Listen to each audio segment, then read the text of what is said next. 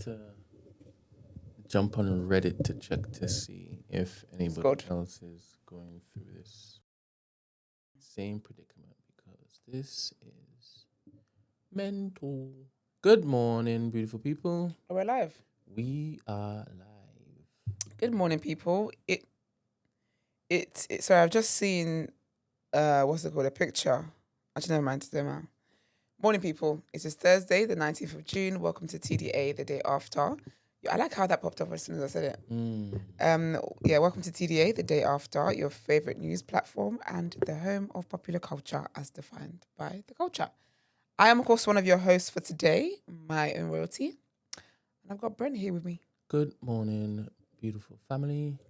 Let's do a quick roll call before we jump into the headlines for today. Oh, I got something to say before the headlines. All right, then, what we got? It's bad. It's bad. It's bad and sad, Brent. Bad and sad. What do you do? Oh, do you want me to say it? Oh, you want me to take the mic off? No, I mean, like, do you want me to... No, I want to talk about it on the air, though. You don't want to? I do. Oh, okay. I'm raising awareness. Because what else would I be using my platform for? No. But I thought you wanted to do the roll call first. All right, let me just do the roll call then. All right. Good morning, T. Mirrored Semra. Christy. Bathroom Diaries. Davina. Eddie Cabone. Mr. Ashlows. Noreen. Amy Snow Globe. DCF Mux. Mel Bex. Karma. The Man from Uncle. J. TD Jan. Energy. Crud Crow. I think I said Davina already. If not, Davina. Timmy. Nanitha. Johannes Williams. Yema. Crucial J. I like that name. Sounds like a footballer. Yema. Yeah, Yema. Davina says, Brent, you couldn't tell Esther sooner. You know she likes to present well. Got us watching her tap away in an advice. Well, she was ready to go, and then something happened in the studio. And I basically said, can she wait a minute? And she said, yes, she can. And then I did it, and then it came on. So, my bad. Vaughn, good morning. I'm wondering if I would ever stop looking to give context when people I don't think ask. so. I think that's how you are in your natural state. So I learned about the natural state of God this morning. So I'm just in a natural state vibe. I reckon, I think that's how you are. Like, you like things explained to you. You like to understand things. Yes. So I feel like you give people that same. All right. Yeah, do you get what I mean? So, all right. Not a bad thing. Good morning, TT, and good morning, Chin and Gist. Morning, y'all. All right, so Brent, you're looking very summary today, and you said you have bad news. What's the bad news? There's a genocide going on in Nigeria. Serious? Yeah, seriously. Trigger warning, obviously. But I think, do you know how I'm starting to feel about trigger warnings when it comes to like genocide and stuff? I feel like it's such a... Obviously, I understand people can tap out if they want to because things are heavy. And I think that there's so many heavy things in the world that you just sometimes tap out. I do that. But then I feel like sometimes I feel guilty because I'm like, what a privilege of mine to not want to see what people are actually dealing with firsthand. There's a state in Nigeria called Benue State. It's in the east, but it's like an Igbo land, right? And they're currently going through a genocide. They've been going through things for years, for decades, to be fair. But I feel like this is one that's is just like, okay, enough is enough kind of thing. So about a few days ago, so basically there's herdsmen, they're Fulanis, right?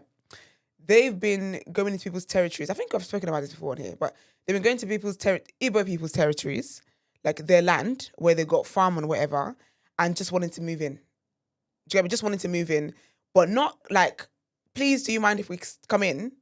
Like, we're just going to kill you and just take over your land. So that's what's been happening with Benue for like years now. But the past few days, one is the most horrible thing. And I think I've just really been in a state of, wow, like, government officials, the people that actually vote in office are actually like wicked. And there just has to be a separate section in hell for them. Like I can't stand pedophiles. But as much as I hate pedophiles, I'm like, you shouldn't be in the same kind of hell as pedophiles. Like, you should be like just one up, a few up, really. So anyways, basically these herdsmen came at nighttime. This was a trigger warning, so if you need to tune out, please do that. But literally came at nighttime, Brent, and set fire to people's houses while they were in there. There's about 200 people, over 200 people that have died. But the number everyone's going with is like 200, basically. And like, there was and none of the news were like talking about it, because obviously all propaganda, all this stuff, and there's beliefs that in one way or another, the government can do more should they want to. More's not being done, so you can just put two and two together kind of thing. And then there's a guy who always talks about, he just raised awareness about all the things that's going on. His video here, he actually went to the site. Our president hadn't, but I'll get to that in a second. He actually went to the site, and when I tell you, like, in a house, it's like, there's 40 people in there. And it's horrible because obviously, like, I know there's been so many wars and stuff, like we've seen all the stuff in Palestine, we've seen lifeless bodies of children, but Brent, you're seeing skulls in rooms and like ribs and like just absolutely horrible, horrible, horrible, horrible atrocity. And I just think that I just don't understand how you can be leaders of countries and you just don't care about your people. Like, how can you live in the same country as people that are dealing with the things they're dealing with, and you just don't give two shit? Like, you just don't care. It's not a thought for you, nothing. So the president didn't go and visit. Finally went, what day was it today? Thursday. So finally went yesterday, and it was a public holiday, right? And then they had kids of like primary school age, that kind of age, standing outside in the rain to like welcome the government in. Sorry, the governor, not governor, president. Sorry, welcome the president in to their state, because he's finally thought he's finally decided to grace them with his presence. And I'm just like, it's raining. You got these kids outside. He's got all these escorts. He didn't stop, by the way, to greet the kids, say hello, shake hands, none of that. He's just driving by. So got these poor kids standing outside in the rain, catching colds and whatnot. Water from the ground splashing on them and whatever else.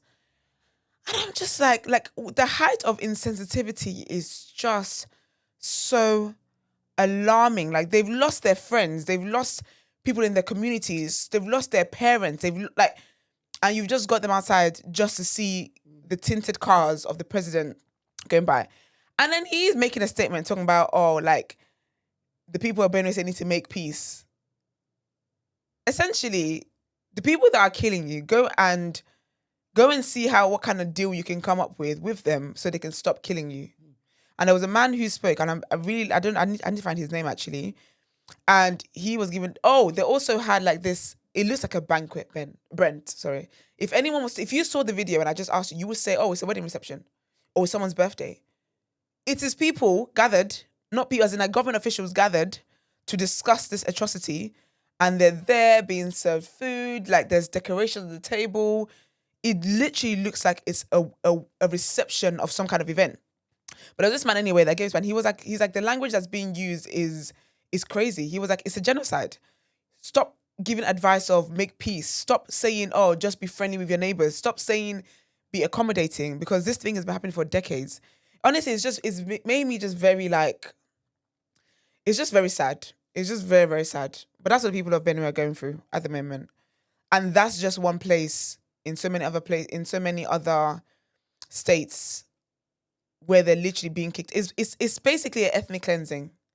Is the Fulanis wanting to take over people's lands, killing them? Like, how evil are you to actually set people and their homes on fire? Do you know how mad that is? And then when they try to escape, you actually kill them. Oh, It's wild, have man. they been beefing those two? No, it's not a beef. It's a one-sided beef. Serious. It's not a beef. It's literally, you guys have land where you guys have really great farms and you plant these crops and this and that. So we're going to come in there and we're just going to take it. That's it. Because if it's beef, why are you not coming in during broad daylight? Literally 10:45 p.m. at nighttime, when people are sleeping, ideally, and stuff. It's horrible. And then the president's talking about, he couldn't go and visit the site because, or some place anyway, because the roads are bad. Sir, why are the roads bad? Because of you and your former colleagues. And you're not even embarrassed enough. You're not even embarrassed or have any kind of shame to say out loud that the road, like, you have no shame whatsoever. Honestly, it's horrible, man. It's just horrible. It's horrible. And I think it's one of those things where it's not just going to be them. It's slowly becoming everybody, because they're not the first ones. And as the people who are from there have said, it happens. It's been happening for decades now. And like having people say, I've lost my family. I've lost 3 of my siblings. I've lost like my children. It's mad. It's absolutely mad. So that's the state of where I currently come from, or where I'm from currently. What are herdsmen? Herdsmen are like cattle rearers. So you know people that rear like cows and stuff. So they've got cows and whatever else. These people are farmers for the most part, like crops and stuff. So they basically come in, they just move in with their cows. It's just like you just go outside, just hella cows out there, basically. And where do they live? So they're originally from the north. So are they traveling with their cows, or They're traveling with their cows, settled Brent. somewhere? So their place was the north. As far as I've known from when I grew up, like history and stuff, is the north. But the north, from what I've heard, hasn't got much going on for them. And I think one thing I love, of all the tribes in Nigeria, the tribe I feel has been through so much and has stuck together, and I just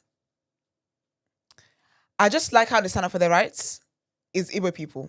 Like, they went through the Biafra war, where another type of ethnic cleansing. Like, they've been through so much in Nigeria, basically, right? And they've poured into their communities, essentially. Do you get what I mean? Like, so they're doing well, but the what's it called? The Fulanis want to move in. Of course, not every single Fulani person is like this. Please, everybody calm down, just in case. But it's just the horrible ones that are like that. And that's what's currently happening, yeah. They're basically trying to kick people out of their home, of their land. And I'm sure it's land as well, that when Nigeria was declared Nigeria, like, people got where they're from now. So you typically find like Yoruba people are like, we're from like the west. Igbo people are from the south, the east. Fulanese, Hausa people are from the north. Do you get me? So like, everyone's always kind of had their own region. Obviously, you migrate here and there, whatever. But if you're gonna find a settlement of people, everyone's always got their own kind of region. So it's you just wanting to come in and take and forcefully remove people from their region. But it's horrible, man. But I haven't liked everyone back home having to deal with that. It's just very sad. Like, how government officials can be just so wicked and just so evil. And Nigeria's one just always shocks me. It just always shocks me, because these people don't care. Like, they get the best healthcare, the best food, the best of everything, constantly stealing from the people, and they just don't care. They just don't care. It's horrible. We've got Emmanuel in Discord. Hi, Emmanuel. Yes. Morning. Does it know how it works? Has he ever been on Discord? He has, Is it but okay? remember, he's sick, so Oh, is he? Oh, his dear. brain doesn't work the same way. What? Everything's slower. What's the code? He said he got COVID. The new strain. What do you mean? The man basically. The man popped him down. Yes, and That's a then he shame. said that God has Do you hear chosen me? him. Yes, Yes, we God has can now. chosen him to basically walk All through right, this for cool. the rest of us. Oh, is it? Yes. Oh. I was hearing the sound of Brent as usual, but it's alright, man. To be honest, I, But yeah, I man. I I didn't mention you until I saw you in Discord. So Yeah, I what's the forgot you difference? existed for a while. Now or later, it's the same. Oh, my bad. Benway is North Central. Yeah, it is actually. Isn't it like near Canada and stuff? Yeah, my bad. So yeah, Benway is North Yeah, Central. but there's still like a mix of people there though. There's still like, even though there's house of people there, there's still Igbo people there as well. There's Yeah. other groups there as well. You know what I mean? But yeah, all I was gonna do. Firstly, good morning to everybody. Good morning to the chat. Morning. Hope everyone's good in that. Yeah, just wanted to chime in basically on what Esther was saying. Pretty much everything Esther said is on point. So it's not really much to add. Only just wanted to mention is this is the same nonsense that we were talking about was happening in Yoruba land as well. Mm-hmm. You remember? Remember we were talking about how the Yeah. Fulani people would come down, they came into Ondo or all these states and were just taking stuff that don't belong to them. And what was happening? Buhari was just enabling this foolishness. And then you've got people like me who say, why the hell do we need to be in the same state as these people? Do you remember when somebody even wrote up and said, wrote to the show and basically said, oh, if you man to Pan Africanists and we want by unity, why does he talk about having a separate state? This is the reason why. This is the reason why, because we're in a nation with people we have nothing in common with. Yeah. You know what I'm saying? Like, there's a difference between civilization and civilized people. And these people are just coming down with their cows, thinking that their cows are just as valuable as human beings. Literally. It doesn't make no sense. For And then real. you've got a president, like Ethel was saying, you don't give a damn to even talk to the people, come and empathize with the people. And they're just enabling the same thing. And he's even a Yoruba man. Of course, there's not many like Yoruba in Benue State and stuff like that. But the same thing was paralleled. And this has been happening in Benue State longer than it's been happening in Yoruba land, you know. And at least with us, at least we came together because people in Benue State are more so relying on the federal government to come protect them. You know what I'm saying? At least with us, we came and formed our own groups to be like, okay, cool, we're going to fight back. But you've got people there who are pretty much just sitting ducks, just waiting for people to just come down with their stupid cows to just take land that don't belong to them. And some of these bloody people aren't even native to Nigeria. They just have the same sort of ethnic groups as people. Yeah. You know what I mean? People are just coming from Nigeria, and because they are nomadic by nature. You know what I'm saying? Which is nothing wrong with that. It's a beautiful lifestyle. It's a beautiful thing that's been going on for thousands of years. But when you've got borders, when you've got laws, when you've got all these things in place, you can't just think that your ethnicity and the way you see life supersedes all of that. You can't go into people's land that have been living there for the longest while and start taking stuff. What possesses you to go and start burning people's land, burning people's houses, killing people, shooting people, raping people? Trigger warning, sorry guys. You know what I'm saying? So yeah, I just wanted to add that, man. It's all a bunch of nonsense. This is the reason why people, the Igbo people, they want to leave that godforsaken Yeah, country. It's the because it's same too reason why much. we want to know. You know what I'm saying? It's ridiculous. It's the same reason why if we decide we should leave, we should leave. Because what are we gaining from being with the rest of the country that doesn't seem to have the same sort of aims and objectives as us? It doesn't make no sense. So yeah, that's all I wanted to pretty much add So into it. they're nomadic by nature, so their entire existence has always revolved around wherever the cows go and graze, they can basically take Exactly. ownership. Yeah, but they've always but Exactly. then there's been rules about these things. There's laws about this thing. Yeah. Your cow just can't walk into someone's what's it called, land. You can't just take your cows. You can't just say your cows wandered in someone's land. If you're a husband, if you're a shepherd, you lead them, no. So you can't, like, your cows can't just go in someone. There's rules. There's laws about these things. You can't just go into somebody's land and then be like, oh, my cows love it here, so I'm just gonna have to move in. But why would they observe the laws of a land they don't believe in? The governance on that land, they don't believe in that, right? They have to though. If they're made to. If they're made It's what, to. Brent? But it's if part of the problem though. They should be made to though. That's part of the problem. And that's why you mentioned the president and this, that, and next. Because Yeah. if it is if you're trying to respect two different values of living, Yeah. one cannot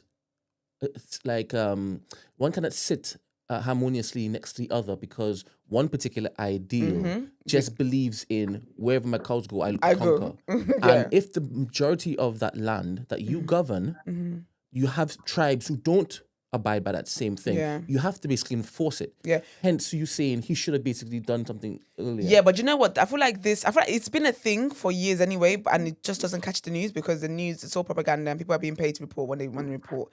But also, though, the last president, and this is why tribalism needs to die in Nigeria, and it's such an illiterate and small-minded way to think, because the last president before Tinubu was Buhari. Buhari is he Hausa? I think he's Hausa. It's People, sorry? Fulani. He's Fulani, isn't he? Fulani. Yeah, he was Fulani, yeah. People that, so essentially he gingered his people. And I believe, I've actually heard the history. I've never really looked into it, but I've heard that he essentially was gifting people lands. When I say people lands, his people lands, right? And it's like lands that belong to other people. So there's this free will now of this, like, this ginger to do what to act, to move as if you can do whatever you want to do, and essentially there's not going to be any consequences. But that's why I get what Iman's saying, that like Tinubu, you're not a Fulani man.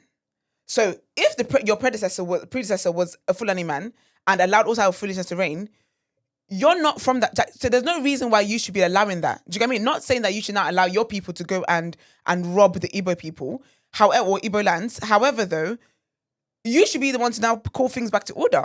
I don't know what's going on in the government. I don't know what kind of things people are signing up in there, but it just doesn't make sense, because how can you see such a massacre and then open your mouth and tell the people to go and be friendly with their neighbors? Like, what are you talking about? Like, this is not like it's not a light dispute. Do you get what I mean? It's people minding their business, and then also the police not coming, no armies, like no one has come to save them. It's their young people having to try and put up a fight. All right, so I'm not Nigerian. Yeah. I may be, I think you are if you by chase it way down. of a few generations. That way of However, your behavior. I'm trying to understand this wording that he has put out after this atrocity, right? I'm trying to rationalize it in my head. Can it be rationalized? Let me give more information. Yeah. If nothing has preceded this particular event, this catastrophic event, Yeah. how can he come and take his lips to say, go and befriend these nomadic individuals so that they don't look to do more of it? Yeah. Why is that something that he's chosen to say? Is there reason For him to say that that. I'm not here in this room, Yeah. because maybe a bias or whatnot, Yeah. that hasn't been presented to me? Because I need to understand this. You're saying he's a madman. Do you know what it is? So this is not the first time it's happened. This is not the second time it happens.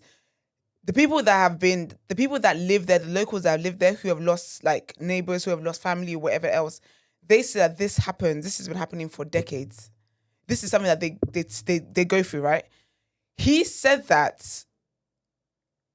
I don't know how to give the reason without it coming across as if I'm biased, but he said that out of laziness, out of uselessness, and really because there's something more that's going on. So essentially, basically, what people are saying is that because it's not just the herdsmen, it's also, they call them bandits, right? Fulani bandits. Some of them belong to Boko Haram. Some of them belong to, so there's a bandit attack thing that's going on as well. I've talked about it with my church. We always talk about every week how these bandits go into Christian churches, start burning the churches down. Anyone that tries to this way, they cut their heads off. Like, there's a bandit situation. However, what the Nigerian government, this is their plan for people who are this radicalized and this sick to carry out these heinous acts they do, is that they put them in rehab.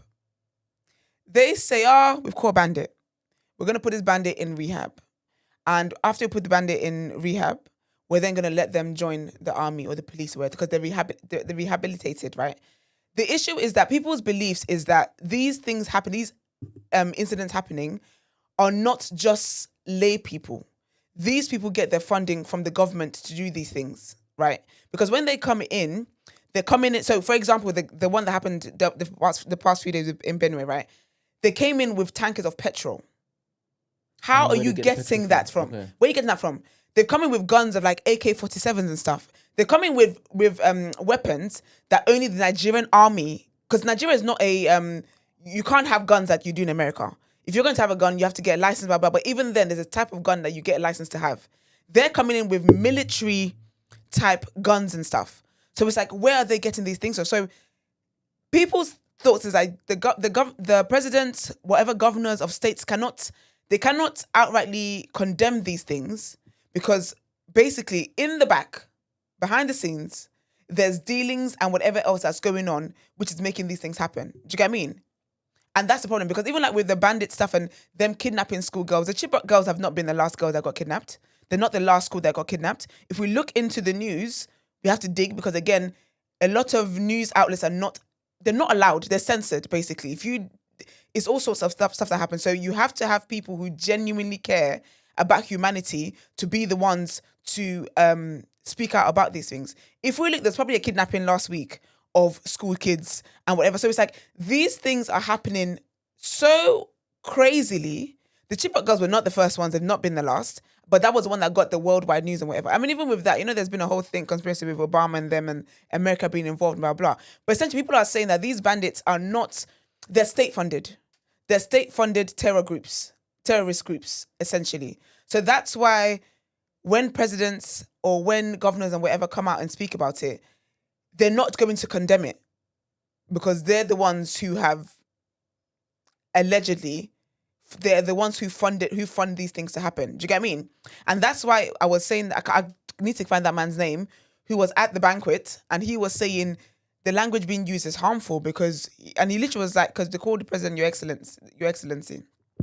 And he's like, Your Excellency, you cannot say that we need to be friendly with our neighbors. Like you can't reduce these events to this. Historically, this is what's been happening over the years, blah, blah, blah. And outrightly, when we look at what it is a genocide. Do you get what I'm trying to say? So I don't expect the governor, the president, or any other governor that belongs in his party group to come out and say this is that. And that's why tribalism is so harmful because the people that actually want to do good. So, for example, I think I talked about him here. When the last election, it was Tinubu running and Peter Obi. I don't know if there's other candidates, but those are the main two, right? But it's a thing that people were like, oh, Tinubu is Yoruba, I'm going to vote for you. I'm going to vote for the Yoruba man. But then really and truly, the person that's got the plan to actually help Nigeria is Peter Obi. So why are you not going with, do you know what I mean, with that person? So, yeah. I hope that kind of gives more context. 100%. I was about to ask whether is it Fulani? Yeah. Every single Fulani was a herdsman. But No, they wouldn't be. then introduced bandits also. So Yeah. The majority of Fulani, are they war hungry? Are they I wouldn't know. hostile? I wouldn't generalize like that. All right, cool. So I it's wouldn't just a selection of people within that particular tribe. Yeah. I wouldn't, yeah. And is that the same for every other tribe? Are there a selection of people who are bandits? I haven't heard of Igbo ones. I haven't heard of Yoruba ones. So as a Fulani, right? Yeah. It's ingrained in your culture. I wouldn't say that because there's Fulanis in Ghana. There's Fulanis in like so many African countries. So we can't generalize on that type of scale. In you and Emmanuel speaking, when you talk about the Fulani, it's something we're generalizing. And Hausa as well? Is it up north as well? Just say Fulani because they're basically Fulani bandits. I want to basically be able to maybe pluck out the nomadic element of the Fulani and say, all right, that's observed by all the tribes that particular people, yes, they're from this particular tribe, but they're completely not like that particular tribe. Or is it that more often than not, the Fulani, want bad will for the Igbo? I wouldn't say that. I wouldn't. I'm asking questions. That's nothing wrong with asking a question. Yeah. I wouldn't say that. I don't have enough information on whether all Fulanis are herdsmen. I don't believe that because there's Fulani people in politics and where's Dangote from? That's a good question. I don't know if he's Hausa or because you did say, Emmanuel, that one of the past presidents were Fulani, right? Yeah, Buhari. And how did he manage to basically get in power if they are bad people? Oh, he tricked the people. So basically, he used to be a president back in the day. It was, Buhari was a president back in the day, like back in our military days, right? And he was a good president. He was, so basically people thought, because I remember my mum, we talked about this so much. My people thought Buhari coming back was going to be what turns the nation around. And when he started, because he had 2 terms, I'm sure. But when he started, he was doing good work. Like all the I remember he was working with EFC, so that's our fraud people. So all the politicians that have been stealing money, he was wrapping them up. All the ones he was working with the UK, with France, with the US. All the politicians that had been stealing public funds and then building houses in France, building houses in UK. All their assets were seized. They were being jailed. He was on the path. We thought, oh yes, guy's doing a good thing. And there we go. It just switched somehow. But do you know it's because of his allegiance.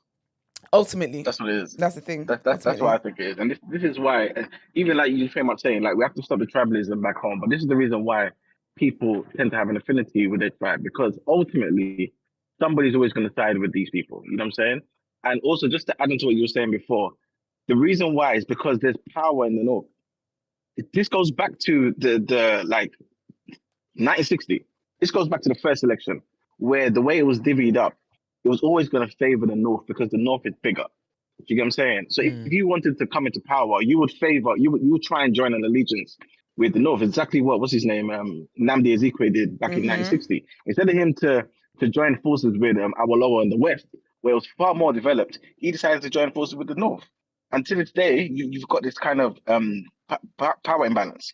And even though there's far more states now today than there was back then, it still kind of maneuvers in the same sort of way.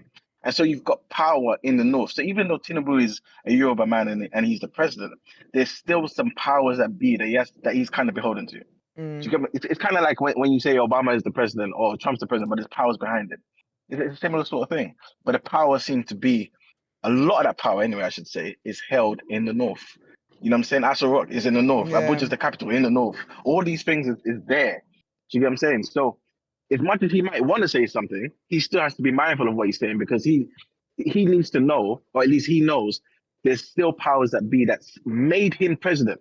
This is the reason why you hear the language of certain people in Nigeria for decades now say it's my turn to be president, because in their head they've made certain agreements with people to say, after your presidency, it's my turn. You know what I'm saying? This is the reason why Tinubu was doing his thing. This is the reason why I knew Tinubu was going to make it. Because in his head, it's my turn. You know what I'm saying? He was always going to, as long as he was the leader of his particular party and they were going to do what they're going to do, they were always going to maneuver in such a way where he was going to win.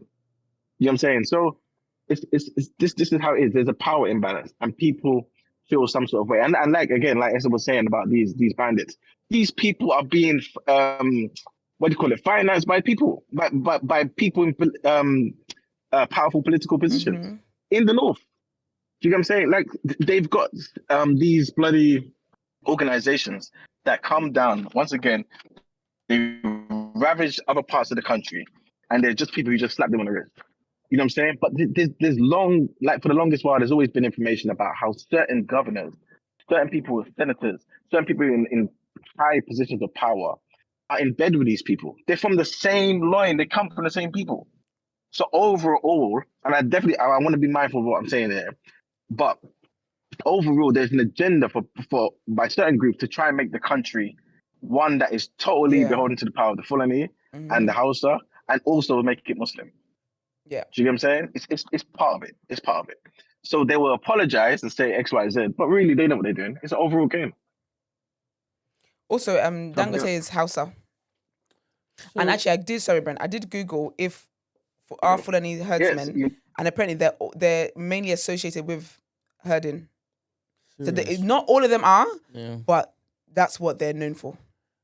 So they're herding, but they normally stay up north and graze on that land. Oh, I just closed the tab, mate. Because you say that they travel down. Man, you say they travel from north down to south, right? How long is that? So they have to set out. Oh yeah, it'll take a long time. When you say a long time, give me a window. This is happening over years, you know. They have to travel for years to go to south? But it says actually... No, what I'm saying is how they've taken over the land, how it's even become their land. It's happening over time. So are you saying that they're making north bigger? So for example... No, so basically, sorry. Yeah, to some degree. So they're just eating up more territory, and the Nigeria south is becoming Nigeria north. Well, they're trying to turn it to... So basically, essentially... So they start from the north, right? But apparently there's desertification and stuff going on, and the land's becoming infertile in the north. So that's why they're moving into more Exactly. fertile land, which is Okay. now in the south. So they're trying basically. to survive? Trying to survive, but there's ways that you can survive without killing, raping, kidnapping, burning people alive, cutting their heads off. Like, there's so many other ways that you could survive, love. Diplomacy? What? What do you mean? If they've lived like that all their lives, right? Mm, And I'm not saying that it's good, but if that's all they know, yeah. that would be the tools they use to survive, right? As in killing people and stuff. Yes, because if it is that you're not going to just remove yourself because we need to But it's survive. not all they've known, though. Because essentially, it's not all they've known, because there was a time where they were settled in, the land was fertile. But now it's not. They have But it's to, not. So it's like now they're trying to survive. But then there's ways around that, though. You don't have to kill people, because essentially what they're doing is they're forcefully taking people's land. Not saying your land is fertile. Can we sit down and have a conversation of, can we have some, like, there's ways around these things. You can't kill people and try and ethnic cleanse to take over people's lands. Because essentially that's what you want to do. You want to be able to kill all the people that are not from your tribe or whatever it is, and then just take over the land. So majority of Nigeria is going to look at these herdsmen and their practices as evil, no? Everybody does, and also because everyone is aware that this is not one of those things that we say, oh, it's happening over there, and it's just like it's going to be happening everywhere So soon. why isn't the sitting president or the previous ones not looking to think about the collective as opposed to the individual tribe that's causing so much evil? Nigerian past Nigerian presidents, governors, whatever the case is, it's never been about what the people want. It's never been about the benefits of the people. It's always been about what they get to enjoy. But if as not individuals, to just make sure they stay in power because the people think that they're looking after them, no? Self-preservation. you would think that, wouldn't you?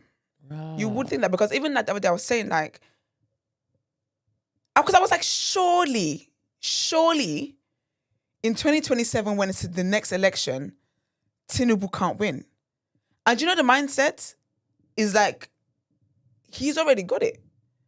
Like he's already like, it's, people are not convinced. People are looking at it as we've got 6 years left of him, not 2 years. Because they're like, everything he's doing now, where he's teaming up with certain governors, he's got people in his back pockets and favors here and favors there. Because also, remember, Emmanuel and I have talked about it when it's during Nigerian election time, and how horrible it can get. For a country of democracy, people are threatened to vote a certain way. People are like, all these things. And so it's like, Nigerian politicians don't have to look at self-preservation. They just have to do certain things around election time to appear to be good or whatever. And then the time in between is where they go crazy. And then just before they need to vote. But the thing is, the rice and yes, exactly. But then some people, though, they're so, like someone like Tinubu, for example, he is so brazen with where he is and so confident. I don't even think he's going to try and appease to the people when it's election time. I don't think he needs to try and, he feels he needs to try and sell himself because I'm going to be in there. So Emmanuel and Esther, the biggest danger and possible demise of the nation of Nigeria is more so tribalism than effects of racism. But that's the thing there, because I think that racism is why we're here being tribalistic. Ooh. I genuinely believe that. I believe that. I feel As like in the white man racism. Yes, but I believe that from all that time of so you see how like black people sell their own people to what's it called? Like there was agreements between local leaders and stuff like this. Before that, there was the hatred for each other. It's what I'm saying. Tribalism predated racism, the white man racism. I don't know if it did, because everyone just stayed where they were. And I don't know, and sadly I don't know. I know obviously Nigeria was never Nigeria. Yeah. Nigeria was put together by the white man to be Nigeria. And there's a contract for that, which has now expired. I don't know if it's been renewed, but that's why we have this conversation about the Igbo people wanting to separate themselves. So let's go back to how we were before. The Yoruba people want to go back to being Yoruba. Like, let's go back to, but that doesn't benefit certain people, the Fulanis, it wouldn't benefit them. Do you get what I mean? So tribalism is still the effects of the white man in Nigeria. I think it's a byproduct of the white man. Okay. Absolutely. But I do think tribalism is definitely killing our people. All right. Thank you very much for Oh, good morning, Christy. Morning. How are Morning, you? Can you hear girl. How me? are you? Yes, we can hear you. Good morning. Yeah, I just wanted to quickly chime in. Sorry, Mhm. I was in the drop off. Yeah, just to quickly say, in terms of, let me preface what I'm saying. I'm not trying to be divisive by what I'm about to say, but in terms of the, unfortunately, this is a problem that colonization created. Because at the end of the day, as much as we can say that we shouldn't be tribalistic and all these kind of things, we were those people for a very long time. So we are talking about owning from 1960. It's going to be very hard to shift people's mindset to anything other than that, unfortunately. The Americans were enslaved 400 years, and look what's still happening 400 years on.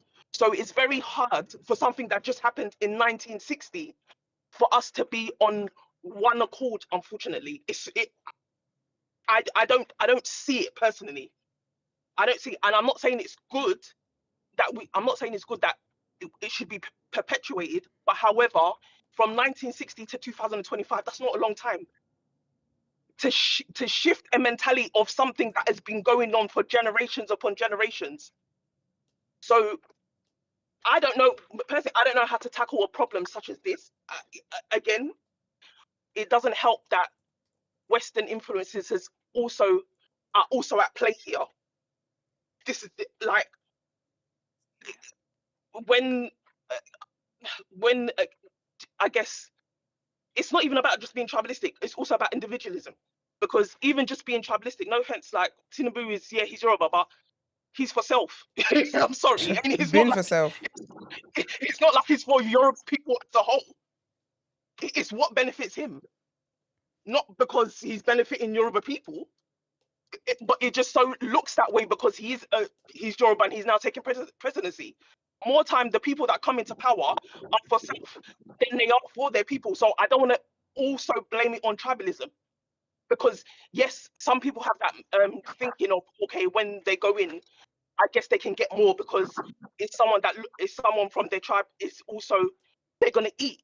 But more time, again, it's for self. It's not even a thing of, because the same way in different states, different head of states are their own tribe more time. But what are they actually doing for their people in their state? They're still letting the people state to state suffer. Talk less of the overall presidency. So it's very nuanced. So I don't want it to simplify it to just tribalism, because also a problem is greed and individualism that's taking place, because certain families think they have some type of birthright to take what they think is theirs. So there's been a lot of interruptions that we just kind of lost the way. So I just think, again, for people that weren't really meant to be put together, what do we think would be the outcome of such a thing? Nigeria is very vast, so realistically, we were meant to be put together. If we're being honest, we were not. Kingdoms were doing their own things, and yes, obviously they were into kingdom wars and all that kind of stuff. Yes, but for the most part, people were doing their own things.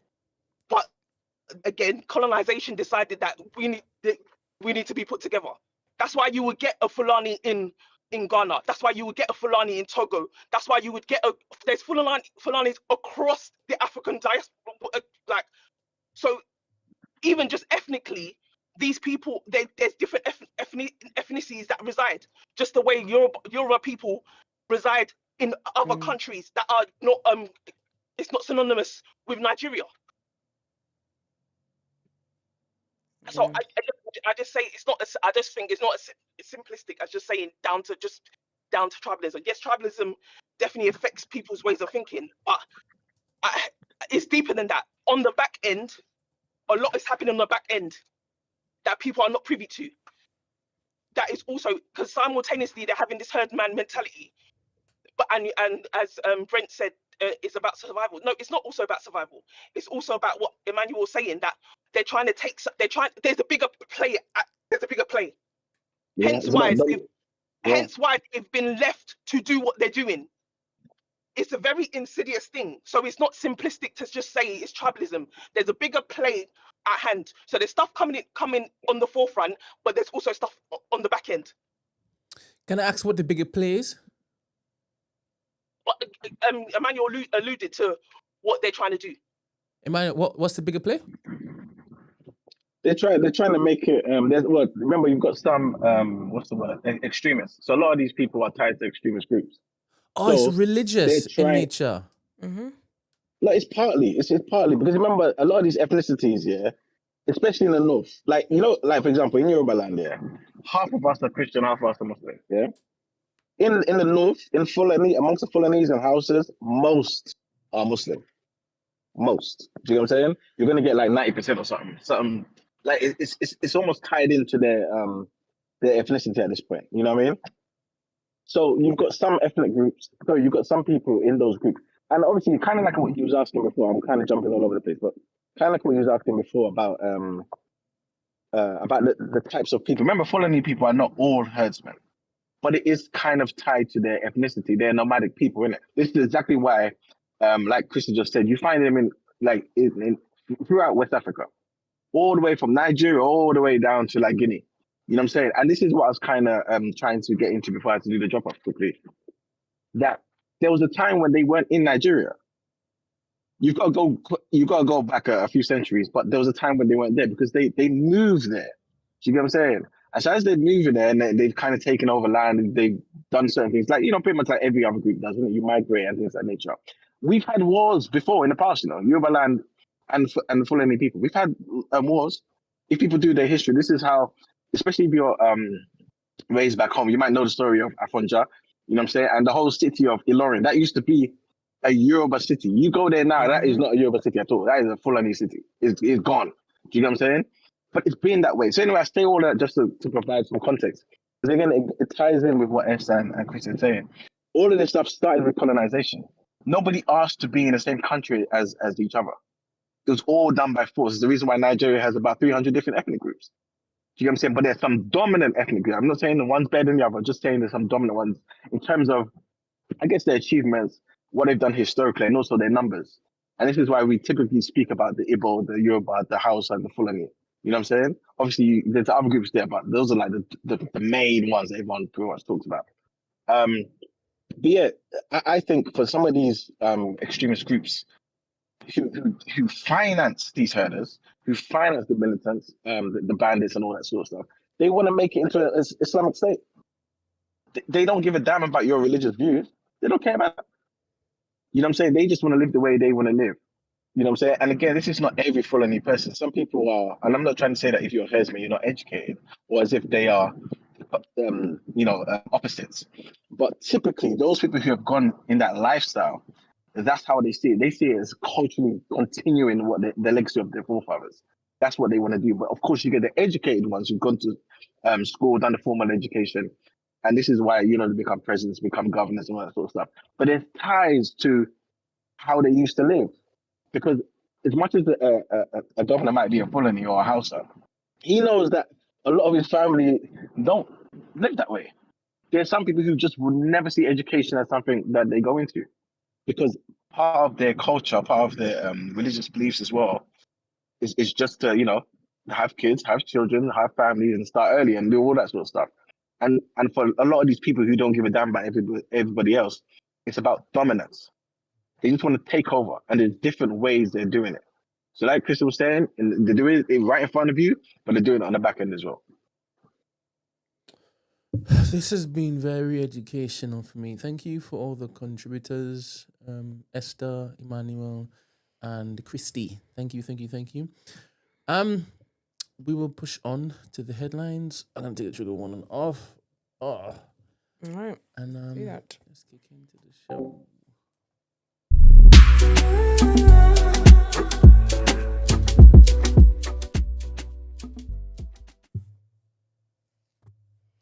One second here, my document is loading.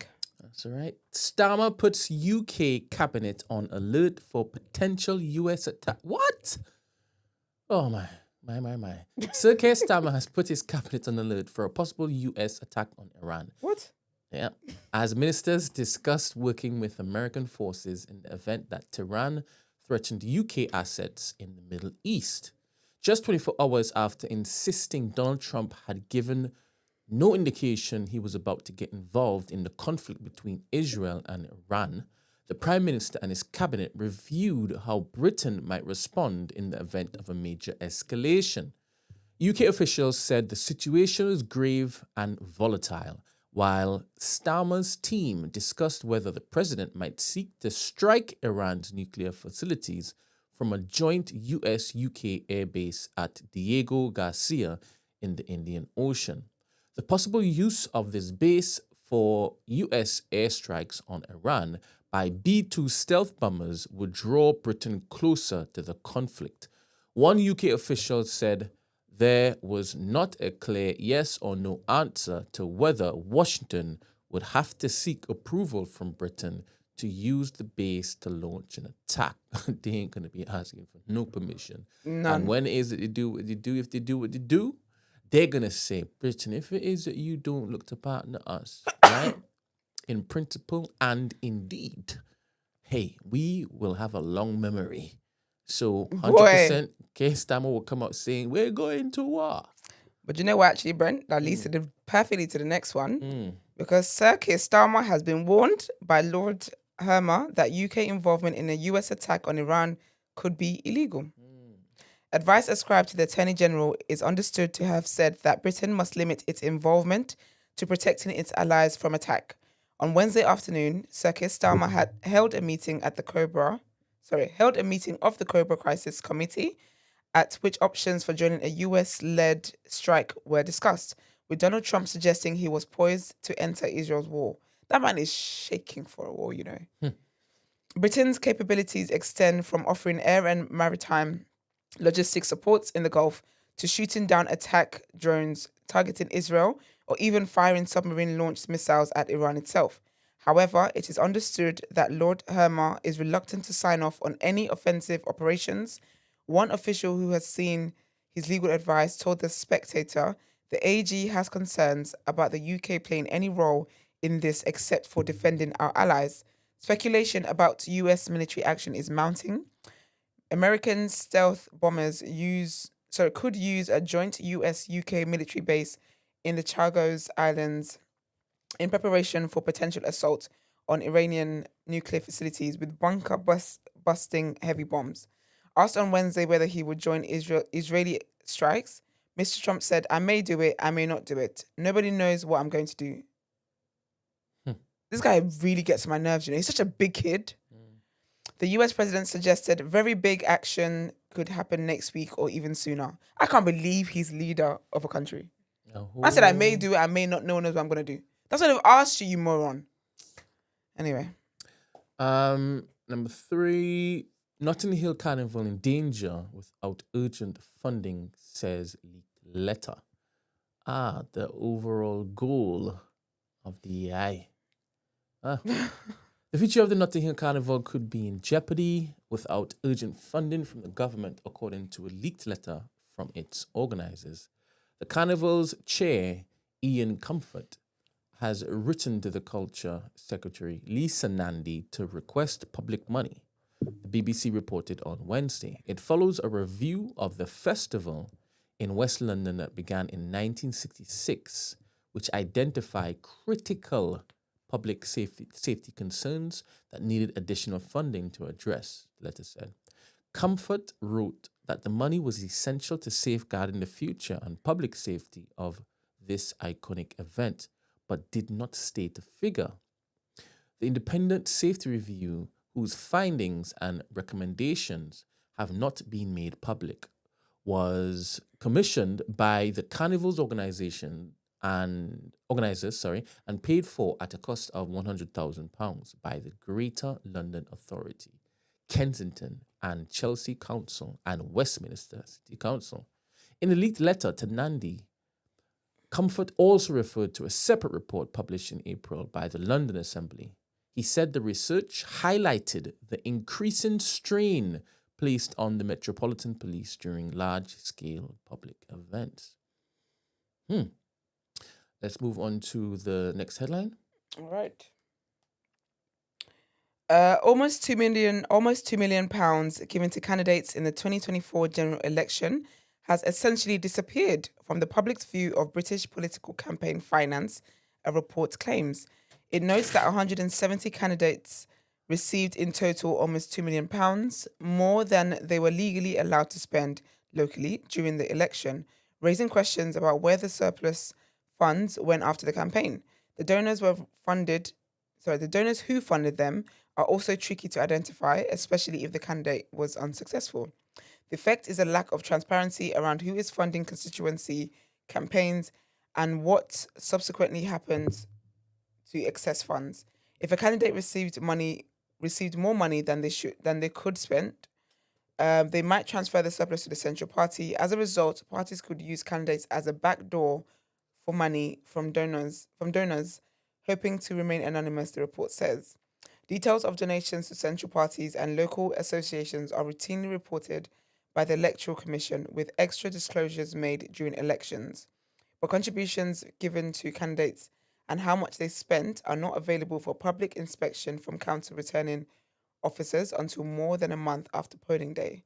The Electoral Commission publishes headline figures per candidate on donations and expenditure without the details of who funded their campaigns months after the election. Non-crime hate incidents have gone too far and should be scrapped, the head of Greater Manchester Police has said. Sir Stephen Watson said the policy had been introduced with good intentions but was now past its sell-by date. He stressed it was not the job of the police to involve themselves in people's arguments, and said the collection of non-crime hate incident data had fueled the accusations of two-tier policing. In a speech to the Policy Exchange think tank, the Chief Constable urged police forces to get back to basics in order to restore public trust and confidence. A non-crime hate incident is defined as an incident that falls short of being criminal but is perceived to be motivated by hostility or prejudice towards a person with a particular characteristic. Non-crime hate incidents were introduced in 2014 following recommendations made in the Macpherson report into the racist killing of Stephen Lawrence. Sir Stephen Watson also hit out at the impact human rights legislation was having on policing, saying it was not right that foreign criminals who fecklessly fathered children could then avoid deportation by claiming the right to a family life. Next headline: students should be ready to be shocked and offended at university, according to the man in charge of ensuring free speech on campuses. Arif Ahmed from the Office for Students OFS, which regulates universities, told the BBC that exposure to views which students might find offensive was part of the process of education. It comes as the OFS published guidance for universities in England on how a new law designed to protect free speech will work when it comes into force from August. From this summer, the new law will place a stronger responsibility on universities in England to uphold freedom of speech and academic freedom. The OFS can sanction universities with the potential for fines to run into millions of pounds if they are found to have failed to do so. Almost every aspect of university life, from protests to debates, training and teaching, is covered by the new guidelines on how the law will be applied. For returning students or those starting university this year, there may not be a noticeable immediate change, but Dr. Ahmed says the law is about the freedom for anything to be discussed or taught. Speaking directly to students, the director for free speech said, "You should expect to face views you might find shocking or offensive, and you should be aware that that's part of the process of education." He added that students should be able to express any view, no matter how offensive it is to others, as long as it is not outside what is generally allowed by law, such as harassment or unlawful discrimination. Next headline: actor Javier Bardem was cut off on The View after suggesting he suffers on a daily basis for the people of Gaza and said Israel was committing genocide. The Oscar winner... Huh? I thought The View allowed people to express their view. Oh. Got Whoopi Goldberg on it. Oh. Is it Goldberg or Golding? Goldberg. Goldberg, isn't it? Yeah. The Oscar winner was speaking to conservative panelists Elisa Farah Griffin and Sarah Haynes, who wear yellow pins every day to support Israeli hostages being held in Gaza. I see your pins, and of course, they have to return those hostages, obviously, Baden said. But the situation in Gaza has come to a term now where I cannot express the pain that I, along with many millions of people there, suffer on a daily basis, watching those horrible images of children being murdered and starving to death. The actor stated his case for Israel committing genocide based on his belief that international law and human rights experts and even Holocaust survivors agree with them. First of all, because the impunity that is taking Israel in doing these actions and the lack of action on any government or, of course, the backup of the United States with all those weapons and the economics, and also the silence of Europe, is creating a scenario where there is such impunity that if we really don't do something about that, we are going towards, well, what is happening now, he said. What a long sentence. Host Whoopi Goldberg clearly, wanted to get to a commercial break, but Baden tried to continue. Shocking. And also, they have their producers in the ears at that time, isn't it? Mm-hmm. Cut. Cut it right now, Wolfie. It's your last strike. And also, with this, I will finish. The most important thing is to not lose the humanity and really denounce when we have to denounce and who we have to denounce, he said. Abruptly, the show cut back to Goldberg, who said, Javier, did I say it right? Javier, come back. Damn right, you know he's banned. The long-running ABC Chatfest. I love that, Chatfest. Chatfest. That's exactly what they do there, chat. Chatta. Then went straight to commercial to a somewhat muted applause. That's jokes. A source at the show told Decider that they were simply running out of time and needed to head to break. Sure. All right, next headline. The opening of HS2 will be delayed beyond the target date of 2033. Can you imagine? Are you late in advance? Yeah, the opening of HS2 will be delayed beyond the target date of 2033, the government has confirmed, but it did not say when the high-speed railway line will begin operating. Transport Secretary Heidi Alexander said on Wednesday that there was no route to delivering the line on schedule and within budget, describing the HS2 project as an appalling mess. She said a litany of failure had led to missed deadlines and ballooning costs, which rose by £37 billion between HS2 being approved in 2012 and last year. 2012? Bro. Wow. It is the latest setback for the high-speed rail project, which has been scaled back and delayed repeatedly. Announcing the delay in the House of Commons, Alexander said, "It gives me no pleasure to deliver this news." Sorry, no, she did not say that. She said, "It gives me no pleasure to deliver news like this. Billions of pounds of taxpayers' money has been wasted by constant scope changes, ineffective contracts, and bad management." She said she would provide an update on costs and deadlines before the end of the year. The thing is, people are still getting paid. They've been getting paid since 2012, right? For I see the hiring in that project. Planning. Just collecting P. I need to see the hiring on the project. I got time. 33? If I knew I could go to university just to be a planner, as in just to plan? Just this, to just collect, right? Without the project being there. Bro. I would have chose that, man. God damn it. We're being seen as third world countries, right? But yet, look at this one. Doing the same thing as back home. Mess, honestly. Last headline, the city of Yachang. How do I pronounce that one? Don't you dare bring me into it. Do whatever you want to do. Xuchang. Xuchang. The city of Xuchang in China's Henan province is known as the global wig capital. That's how you knew how to pronounce it. I don't know I did that. You know, good, you know. That's a good one. Fair. I don't know I did that. Fair, you know. Fair.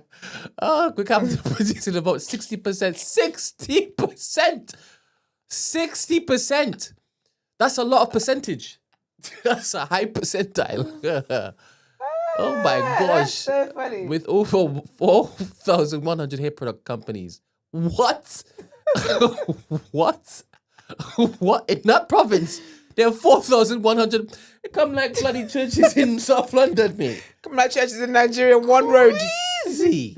4,100 hair product companies and 300,000. That ratio is crazy. People working in the industry.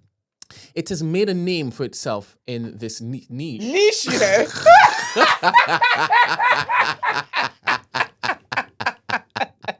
Niche market. The city has been producing wigs for hundreds of years.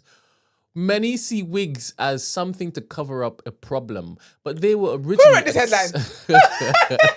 but they were originally accessories for aristocrats designed to enhance Oh my beauty and gosh. elevate one's status, says Zhang Tiano, executive vice president of Rebecca Hair Products. Rebecca, yeah.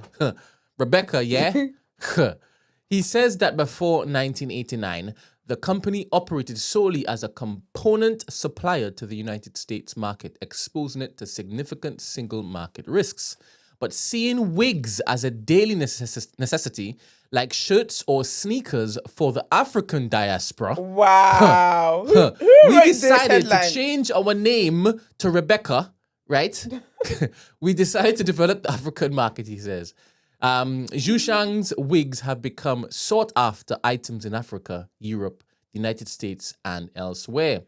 In 2024, the city exported over $2 billion worth of hair products, including to a shop in the Kenyan capital, Nairobi.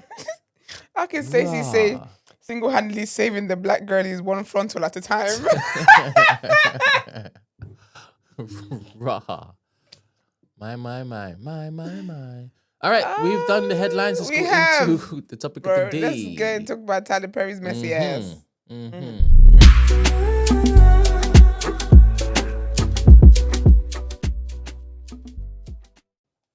Boy, all the best, everybody. All right. Today's topic of the day is about the man himself, Mr. Perry. Mr. Perry doesn't sound nice, actually, Tyler Perry. So, Tyler Perry, the headline, the title is Tyler Perry accused, harassment, power, and $260 million on the line. So, here's the lawsuit. Just context, right? Actor Derek Dixon is suing Tyler Perry for $260 million, alleging sexual harassment, assault, and workplace retaliation. Probably should have said trigger warning before this. Trigger warning and all this. The case was filed in Los Angeles Superior Court in June 2025. Dixon claims Perry made unwanted sexual advances, starting with suggestive messages and escalating to physical assault, while leveraging his control over Dixon's acting career on The Oval. That's a show. Is that show out yet? The Oval? Yeah, and to watch it before they pull it. Let me just check.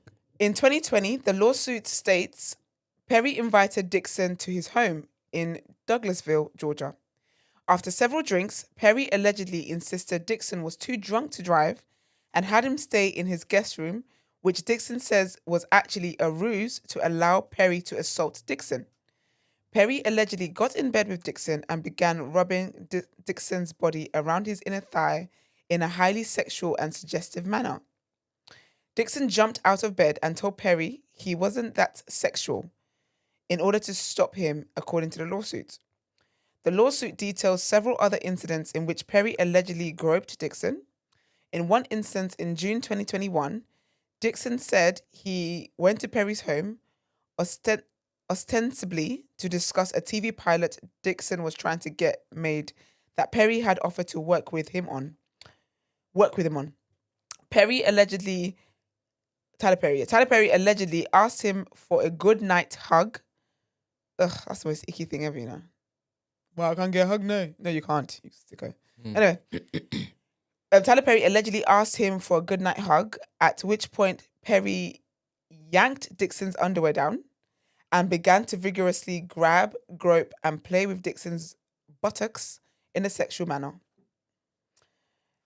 So those are the key allegations. So also the lawsuit accuses Tyler Perry of threatening to kill off Dixon's character if he rejected advances, and alleges that Dixon later lost his role and income, leading to mental health struggles.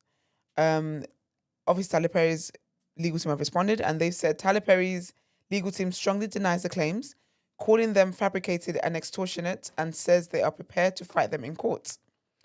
Of course, this also has implications in the industry. Right? So it says the case raises broader issues around power dynamics, consent, and accountability, especially involving high-profile figures in Black Hollywood, and could become a defining moment in entertainment law. Thoughts? So, one, the Oval has been renewed for 6 seasons. 6? It's been running since Yeah, I'm watching 2019, I believe. He has a show called The Haves and the Have-Nots, right? And I used to watch it back in the day, and bloody hell, just banged on, didn't it? Just carrying What on was and that carrying about? on and carrying on. It was basically, there was this very rich family and very poor family. The mother in the poor family worked for the rich family. She was like their maid or something like that, right? And then somehow they were all interlinked somehow. The rich man in the haves, he was cheating on his wife. And the woman he was cheating on the wife with was the daughter of his maid. And so crimes just started being committed. Everyone's covering some. It was just messy, man. It was just messy. I can't remember. It was messy. Messy. Messy TV, child. What do I think about this?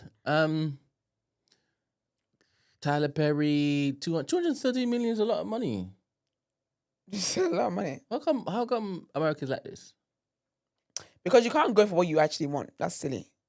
It's like if I want to buy something, I don't mind paying, let's just say, £50 for it. I'm not going to offer you £50 because chances are you're going to say, no, 40. So what I do is I offer to pay 30. Then have I done that wrong?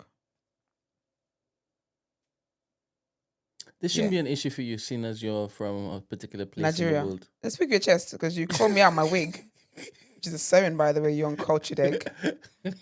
Basically, yeah, so you never go in with the figure that you want. Sorry, essentially. is it different if it's sewn in? Yeah. Oh, I can't. I live with this morning, day, and night. I can't rip it out. So it's not a wig? No, you can feel my scalp if you want. Oh, serious? Don't bring it. If it's sewn in, it's not a wig? Yeah, a wig is put on. Ah, so what is it called? Extensions? Yeah, it's like a sewing. Sewn in, basically. Fancy. So like my hair's all around and stuff. Nice. Straight. So yes, so 230 and so yeah, he probably end up his selling with like loss 100. Loss of earnings, also reputation, and his And the trauma of it all. Yes, he's mentally unstable because of it. I haven't read any of this case just yet. I'm guessing that it's not gonna just come into the legal sphere just like quickly. It's gonna be maybe next year, maybe the year afterwards. Who knows, child? I think he makes a reference. There was text messages as well that have been floating online. I've read those. I didn't think they were incriminating, but then because it sounds like friendly text, like friendly flirting. But then I quickly remember that was his boss. Precisely. And then I quickly remember as well that, well, I don't remember, I noticed that Tyler Perry is one, allegedly, horny man. He don't get none. But then the guy is like not giving him the same energy back. Do you get what I mean? Like he says, and the guy just swerves to another conversation, and Tyler circles like I said, and it's just like, ew. He said allegedly that he was that this whatever medication he was on made him mad horny, and I feel sorry for the next person that flirts with me. That's wild. And then the guy was like, okay, and he said, "No, I'm serious." And the guy was like, lol, okay. Why am I in it? Has he come out yet? No, so that's another thing. So this is essentially his coming out party. It has to be, right? It's not. It's not his. Alleged. But he's been, because he's dating a girl at the moment. He's dating a black woman at the moment. I think she's a model. But if he's bisexual, he can, isn't it? He can like different. Yeah, so if he's bisexual, he can. If he's got a beard, if she's a beard, then they might have an arrangement. I don't like people What being did you just say? if she's his beard. What does that mean? It's basically when gay people have somebody that makes them look like. Why did you think I knew what you meant when you said it? Why wouldn't you? Everyone has a A beard. beard. This is on my chin. Yeah, Do I have a beard? You have one on your chin, but you ain't got one in real life because you're not gay. All right. So like basically, it's what makes them appear like, I'm a man, masculine. Oh my gosh, I have a wife. Okay. But then what do lesbians have though? Because some of them what is it? Maybe it's a beard, just period. So yeah, so maybe the girls is beard, but I don't like people being outed for the sexuality. I don't think it's a nice thing at all. I think people should do whatever it is that they want to do when they want to do it. I just don't think it's nice. I think it's quite dangerous, and I don't respect that at all.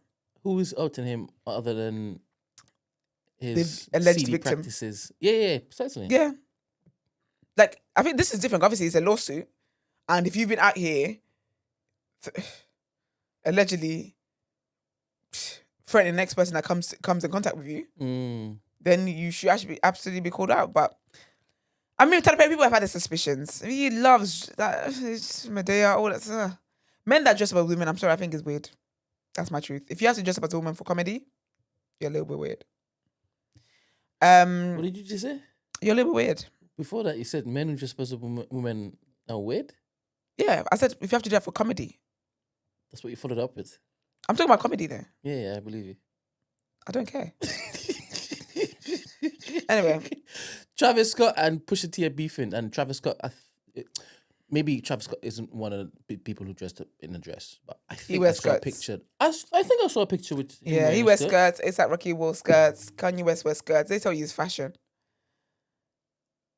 I think I wouldn't want my man wearing a skirt. there was something We had a talked conversation about this the before. other day, Yeah, we have. and screaming. It wasn't the other So- day. It was years ago. No, I'm not into wear skirts, right? Because You what? whatever. I'm not talking about the skirt. Oh. We Would you wear a skirt?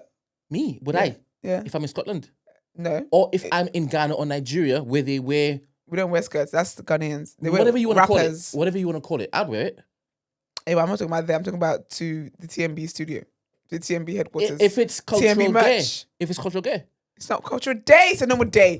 what's it called? What's You're it going called? to record. You're going What's to the thing produce. that I could basically, or the Westerners might be able to mistake as a skirt or a dress in your culture? Nothing.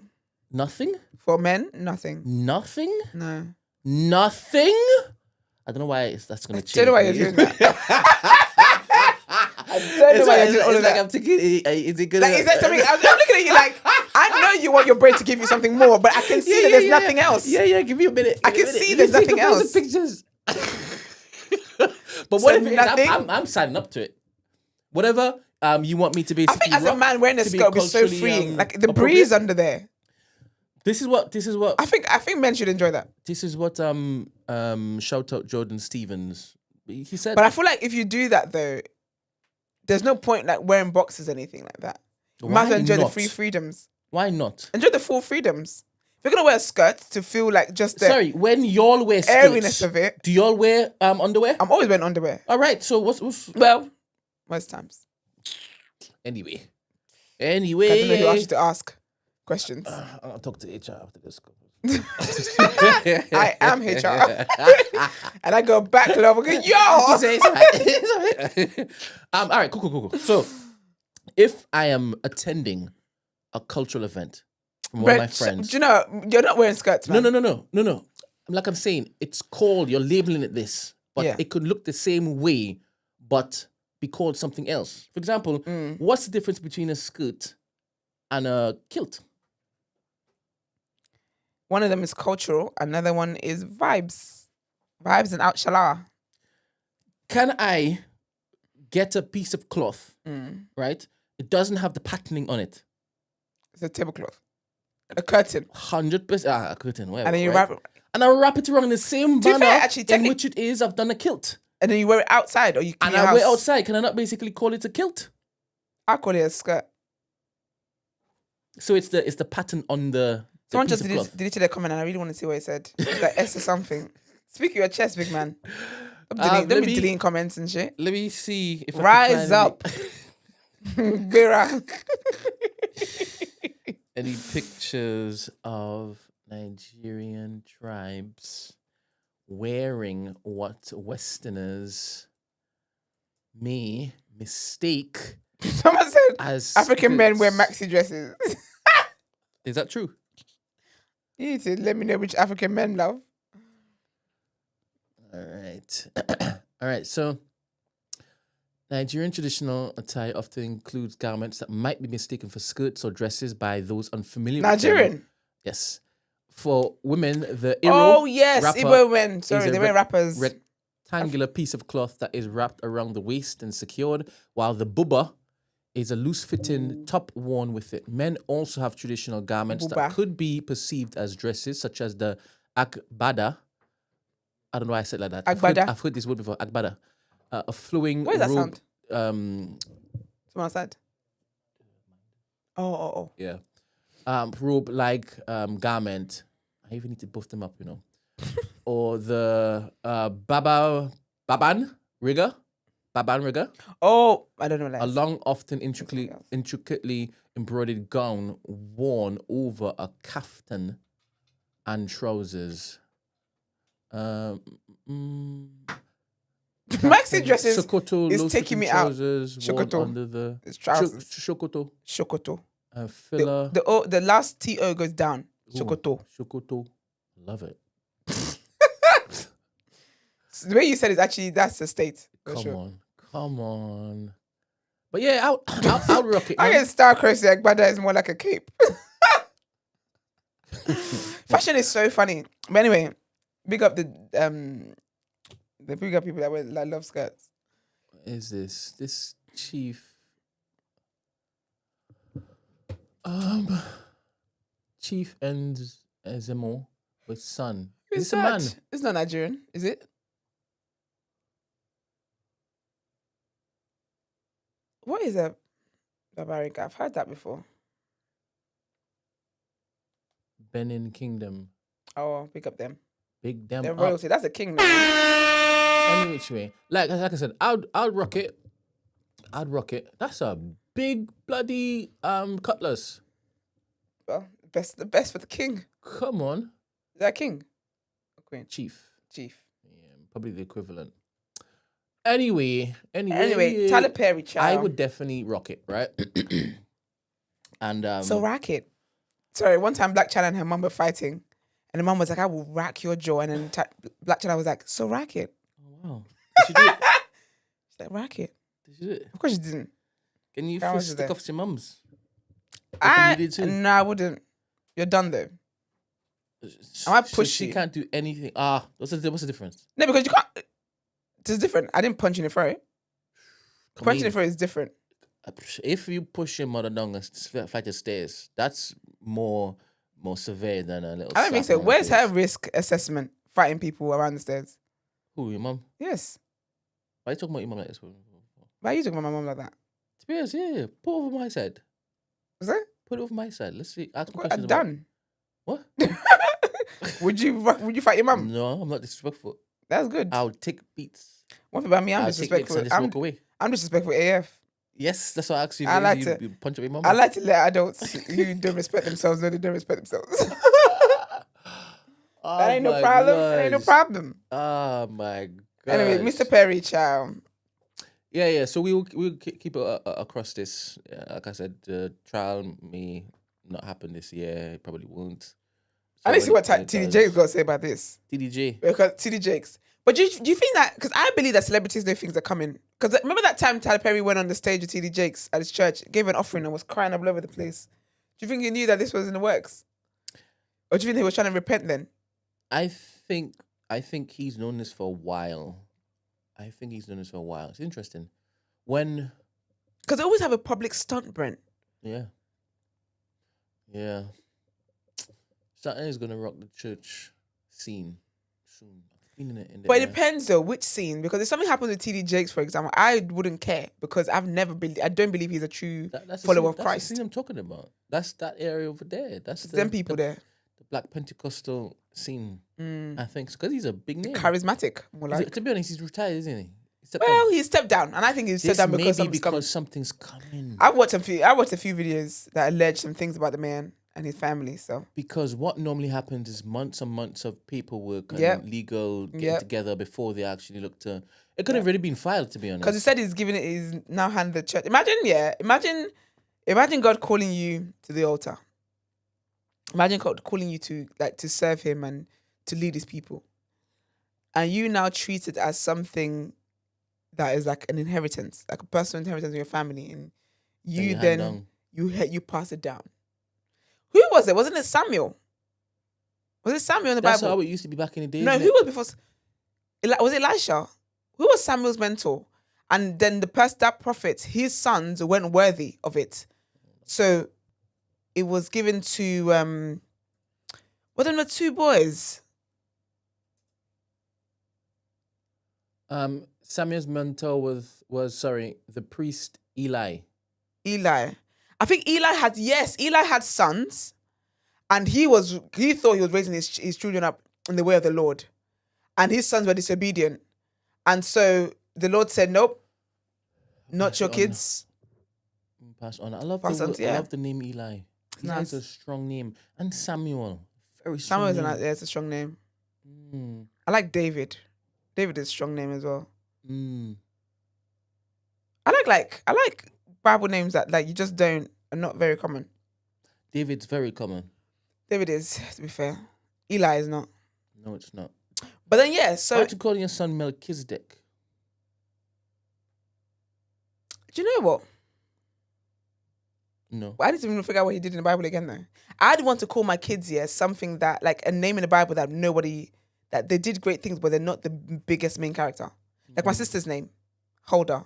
Mm. She's a prophetess. You would not like. She literally appears in one quick chapter. That's it. Hold on. Sure, I'm gonna learn how you Hold say on. this. Do you know what that is? It's No, I have from? no idea. It's hold Game of the Thrones. door. Yes. What accent is that? It wasn't an accent. What people is that It was a big speak like that? guy. I was gonna say something else. There's a big guy, and he was responsible for saving a lot of people I was. by sacrificing his life. Oh, that's nice. I think. Did I get that wrong? Would you ever sacrifice your life for people? You know, like people that actually I'll do sacrifice it. their life. For someone I love. Not someone you love though. For people. For a group of people, yeah, I would. Yeah, it depends on, I'm what does sacrificing sacrifice my look like? life for the black community right now. I'm sacrificing my mornings for this show. This is it. We sacrifice every day. Fatigued. Sacrifice every No, day. I mean death though, to the point of death. Depends. I can do anything in a split moment if I believed in it. That's true. And my reactions in that split moment is I'm here with it now. 120%. 120%. Yeah. It will be to protect somebody. We got the sacrifices. Can you imagine weighing up the potential outcome and seeing death and saying, nah, I thought by it. I thought by I it. thought by Nah, it. It's man. not ending too well. That's not for me. Nah. That's not for all the best, everybody involved. Yeah. But I think stuff like that is mad will call because the then police. you turn around and get hit by a bus.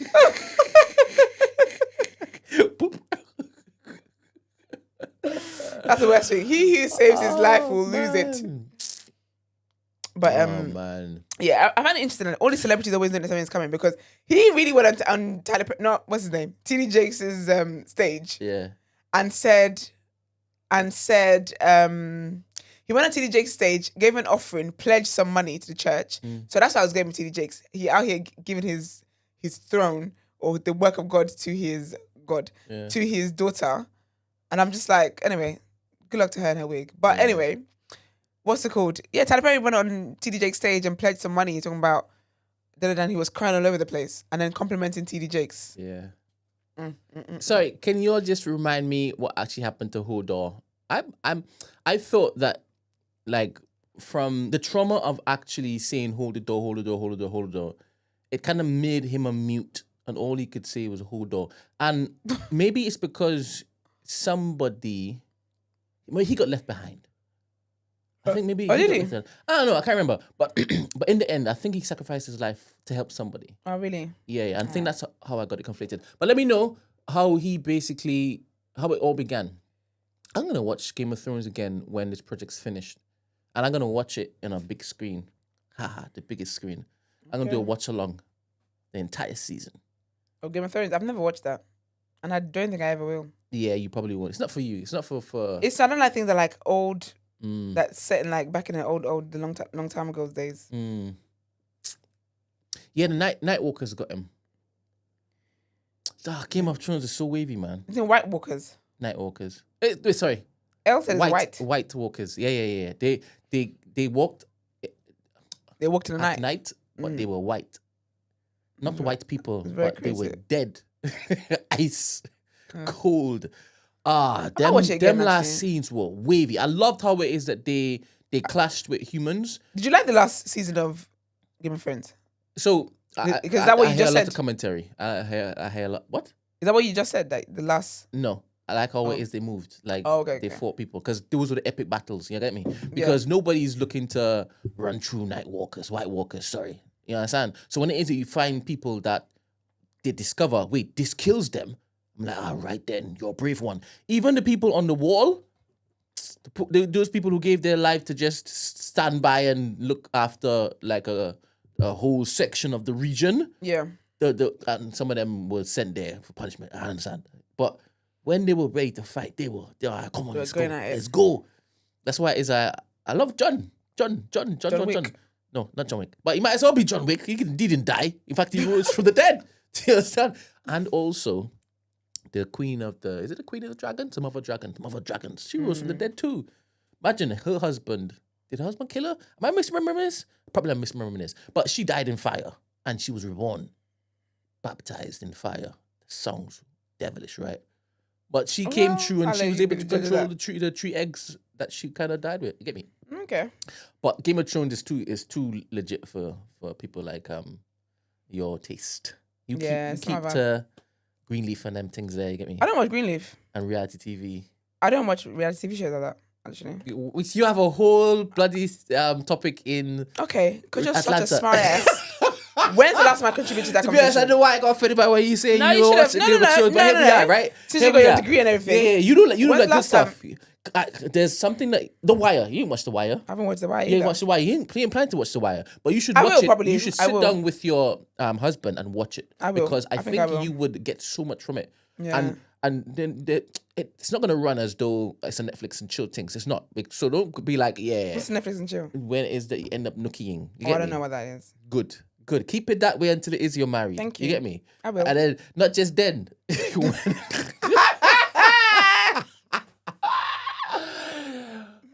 Even the birth of your children need to be from immaculate conception. You should not be Absolutely. practicing those dirty deeds. Do you know how funny it is that people actually think that when you get married, like you're just supposed to have just sex for the purpose of 120%. creating. 120%. Oh no! Just for the purpose of creation. Yeah, but you can't you can't do positions, nothing. And you got a warm up. Do you know so funny? I was Sometimes listening you're tired and you just okay, want that's to great. basically find something to do. I was You're listening bored. to, I You listened to get I me? said what I said yesterday, and the fun. It was just so funny. I don't know if you find it funny, but I just found it so I funny. will find it funny. Basically, Eddie vibes over here. they had two divorced women on there, right? And they were just talking about the experiences of when they got married, blah, blah, blah. And one of the women, they basically asked the women, like, so what was it that made you stay? Situation. The first girl was like, she thought it was going to change. Yeah. And so she just kept giving him a chance and blah, blah, blah. The other woman said, because he'd never asked me for sex, she said they could go like 3 months without having sex. So she stayed And it wasn't a because problem. there was. Because there was no obligation to have sex. Wow. And I just thought that was the funniest because you always hear women say they're staying with a guy because the D is good, because the D is good. She stayed for the lack thereof. Fair. And I thought, when I tell you, I was crying so much. It was just the way she said Fair. it. I was laughing so much. So Yeah. there's no pressure on her to basically perform. It was and hilarious. whatnot. Because she was like, the guy I was with before, she said, oh my gosh. Rabbit. She said it was ridiculous. So she's like, I found this one. And he doesn't know, she just kept thinking back to the other guy. She thought, you know what, Nice. I'll take. Nice. What would you crazy prefer? though. What do you prefer? I'm married. I don't prepare to having sex when I'm married. What? Is that what did you say? asked me? What did you say? What would I prefer? Yeah, but what did you say afterwards? I said I prefer to be having sex when I'm married. Oh, no, that's not the question. The question is, out of those two options, Yeah. right? When married, to have sex incessantly, right? Or, like, when it is that you Nah, decide that incessantly. you want to. Incessantly.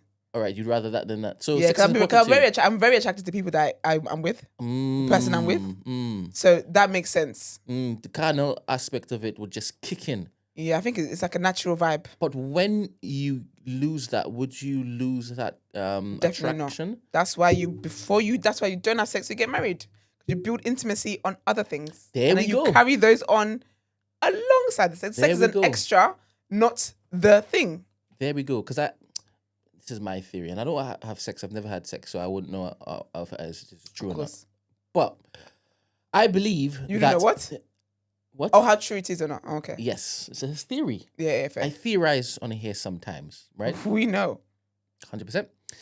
So, I'm thinking that there are levels that one can reach of happiness and joy and pleasure that doesn't involve sex. I agree with you. Have you experienced that? Absolutely. Come on. I ain't giving examples though. One of the but I theories appreciate that bones flipping bears out to have truth in it. I honestly believe that because I think a lot of people, when you talk about the relationship, there's no substance outside of the sex. And sex is something that you can have with anybody. Anything. Like, yeah, it might feel euphoric with this person. It might feel like, oh my gosh, but like, I think personally, my personal opinion, I think a relationship based on where sex is the most exciting thing and sex is the only form of intimacy you have is empty. Empty. Yeah, I think it's empty. Empty. That's like having a relationship with God when you're only asking for things. Asking. Do you get what I mean? Like, you just, yeah. Do you know what I mean? Like, the only you're only you shouldn't only feel God's presence. For example, when you're in church and the guitarist is going on a solo without the rest of the band. Some people can only feel God's presence when it is that there's music to accompany them. That's why these churches, y'all gotta stay woke. Honestly, Stay woke. that's why they put on a performance because music can ignite different emotions in people.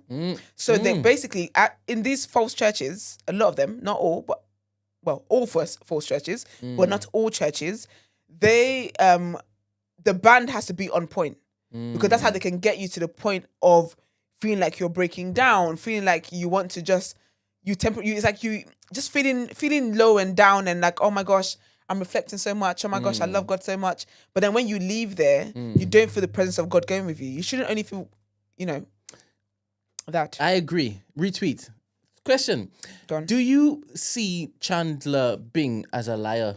Chandler Bing as a liar? Yeah. In Friends or in real life? In Friends. His character. A liar how? Do you see him as a liar or do you just see him as hella sarcastic? I think it's very sarcastic. Very right. So Very. in being sarcastic, he lies all the time, isn't it? No, I wouldn't call him a liar though. No, serious. Because it's like someone saying, I'm drinking water. It's like, are you sipping water? No, I'm just dancing around my bag. Does that make me a liar? Oh, so that's a question I'm asking you. So no, I don't think so. All right. So Oh obviously, gosh, here we go. Curtis Jackson has just said, with realizing that Brent is a liar, I think I'm going to make some t-shirts, right? With Brent is I'm a liar. Yeah. No, I'm not even. I'm a liar. Brent is a liar, right? Let's see how well you do. I don't think I buy this born again, pure virgin gimmick anymore. Why are you attached putting my Brent out like that? Why am I in it? Like, what the hell are you? Just that. So I don't I find it funny sometimes when I say to people, 120%, you can characterize what I do on here as lying because I am not telling the truth. Yeah. But I also say I do it for purely entertainment. Yeah. Right? And in my estimation, I'm obvious when I'm doing it. Yeah. Right? Half the time it's about sarcasm. Half the time it's slapstick. Half the time it's just wit. Do you understand? Like, No wit. And if at any point in time, like the person who I'm talking to doesn't catch it and they're puzzled, and I'll tell them, look, no, I was joking. You know, so funny. I was about to say you don't correct them. Just let it stay in the air. It depends. If I see that it's harmful, I'm like, wait, don't go. I don't believe this. Don't go nowhere. Don't go away. Just so you're aware. Do you remember that video? You don't know me yet, but. Do you remember that video of that South Asian guy in the studio? And he's like, don't believe me, I'm a true liar. And then he's like, bing. No, I don't know that. That's a I banging don't video. consume stuff like that to pollute my mind. It's a meme, you mug. Oh, okay. Racist. I still don't do that. Sure. But anyway, in the same sitting, I Yeah. think everybody can basically, everybody who knows me will know I keep my word. If I say I'm going to do something, I'm going to do it. There's no, well, oh my goodness, he's live for entertainment on this platform here. So, I don't believe he's going to do that thing over there. But you saying if you're gonna do something, you're gonna do it. It has nothing to do with Curtis Jackson thinking you're a whore and not a virgin.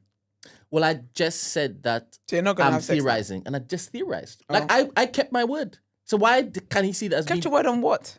I said I was going to theorize, right? So you and I did it. But how come he doesn't see that as me telling the truth? Did he not hear me theorize? So there's a conflict there. You see, You make your mind up. Curtis you get is me? it's your Make your fault, mind up. He lives in essentially. my duality, but he's just deciding just to look at Picking one which part one of is it. gonna. Yeah, son. I get you. That's selective. Selective understanding. Curtis, I expected more of you, bro. Yeah, people think expected you're a more of you. whore, basically. Got that? A whore? Yeah, man. Well, people think I'm gay. Who thinks you're gay? Apparently, because they don't see me womanizing, they don't see me dating and silence, I must be a homosexual. But how did they don't know you? But in that same vein, if you don't see me with men, why do you not say I'm a homosexual? Why does it have to be that? You don't see me dating Why can't I men. just be? Is it asexual? What people that don't like sex at all? Antisexuals. Asexual, maybe. She said anti-sexual. Is that what asexual is? It could be, you know. It could be. It could be a moment where this is where we realize. Let me define it, because I think you may have coined something here. It could right? be. What do I type in? What is people who don't like sex, don't want to no, talk about I think sex, it is don't asexual. think sex. Is asexual short for Antisexual. antisexual? Stay ahead of those antis. No, asexual is not shortened form of anti. You Oh, need to boo. coin it. That's your term now. Antisexual or asexual? Antisexual. Are you antisexual?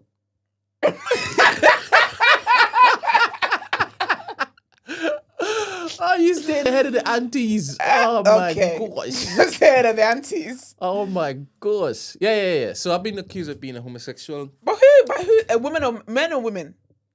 It's normally women. Oh, so if they try to move to you and you're like, no thanks, and then they're like, oh, you must be I'm gay. not saying all of the times, but some of those times, yes. So do you know They've how much questioned- confidence that They is? haven't said I'm homosexual. They've questioned whether I like man bum. And I said, why did you go there? Buttocks. Me saying that, I think buttocks is one of the funniest words ever. yeah, because it sounds like a buttocks, isn't it? Yeah, it just sounds like, it sounds very buttocky. Yeah, but it does. Buttocky. Buttocks. And it's because we don't use it in a regular... definitely don't. Yeah. So Buttocks. wait, do you know how confident and brazen that is, yeah? For you to like a guy, he's not interested, and your solution, not that like your attitude stinks, not that he might not find you attractive, or that he's not interested, or that he's got somebody else, you just say, so you must not like women. Not this woman, all women. I'm not surprised by the words The that audacity. fly out of black women's mouths. What? Was it black? Was it black woman that said that? Yes. They're not black women. Women, it's not just one That's thing. It's crazy. happening. Yeah. But mama, they're That's questioning. Delulu. No, they're just questioning. Yeah, but I don't Because they think- haven't seen me with women, right? But you know what it is there for me? Questioning and declaring that you are is the same thing that to me. Oh, serious? Yes. Oh, fair. Because how can you question somebody in that manner? Because they don't like you. It's not as if they know the other women that you said it's no not to. that I don't like them. No, but not as in like when I say like, as in like you're not interested in what they're interested in with you. Yeah. Like. Yeah. I love that, like. Like. Do you get what I mean? Sometimes that's more powerful than saying I think love. it is. Do you I like, like back do you in- like me? Do you know I'd really Do like you really like me? I really like young love.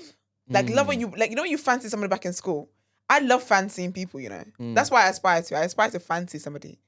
Not like you nice. Yeah. Like you nice. Yeah. Love you cool. Yeah. But there's something about fancying a Because person. it comes with that like gay abandon, like the fun and the thrill and the The you know? yearn. Yeah, the yearning. I like fancying people. That's how I know that I like a person. But yeah, sorry, I think that's very brazen. Like for me, it's the same thing. I think questioning whether someone could be gay and saying that I think you are gay or you are is the same thing for me. Because they don't fancy you back. The thing is, sometimes Girl, I bye. just say, yes, I like man bum. and then they say you're lying. You say that's why you're a liar. No. You're See, it's cultural where, appropriating. it's where that you've characterized me as a liar. You in are this sexuality so appropriating. Right, as you've just in the moment, it's the most entertaining response to then see the reaction. Okay, if you want me to be gay, yes, I'm gay. Sure. What now? And whatever you I want. want to see what you say next. And what's the And response like? Oh, you're lying. Okay, which one do you I want? can't win then. Like, which one do you want? Yeah. Do you understand? You can't win, mate. you can't have me. So, look, If I can't have you, nobody can. Anyway. I'm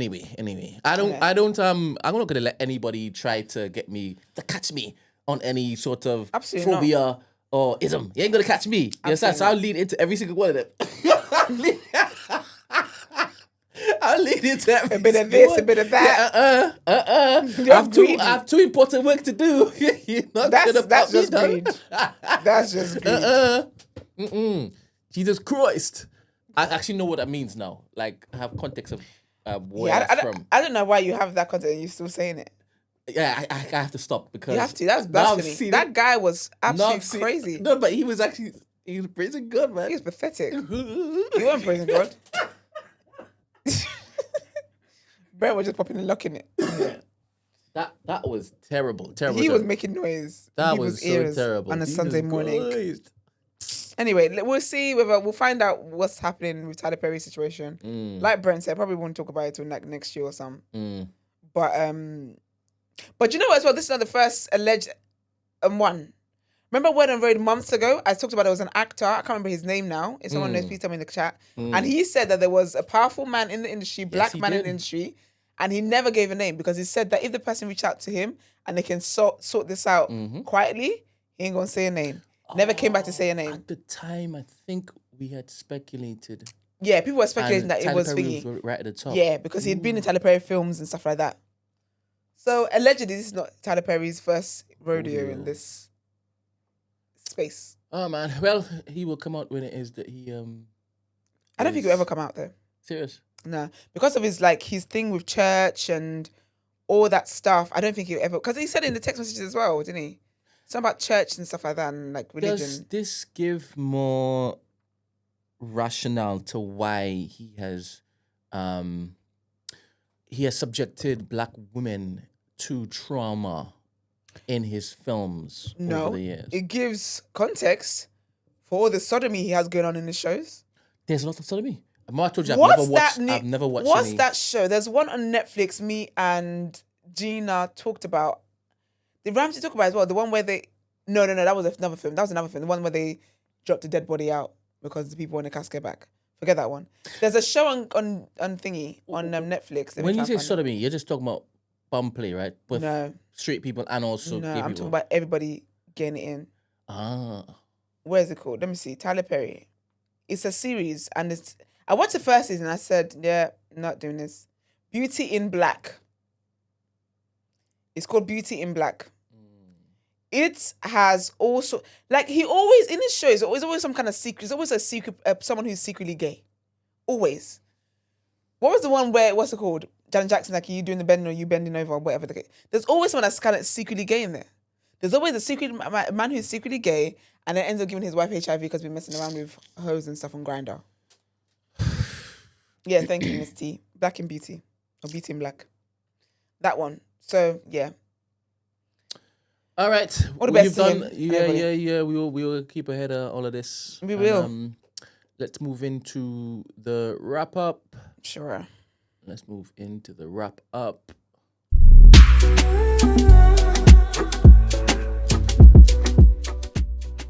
Yeah. Got new records there. New heights. I'm happy it's Friday tomorrow.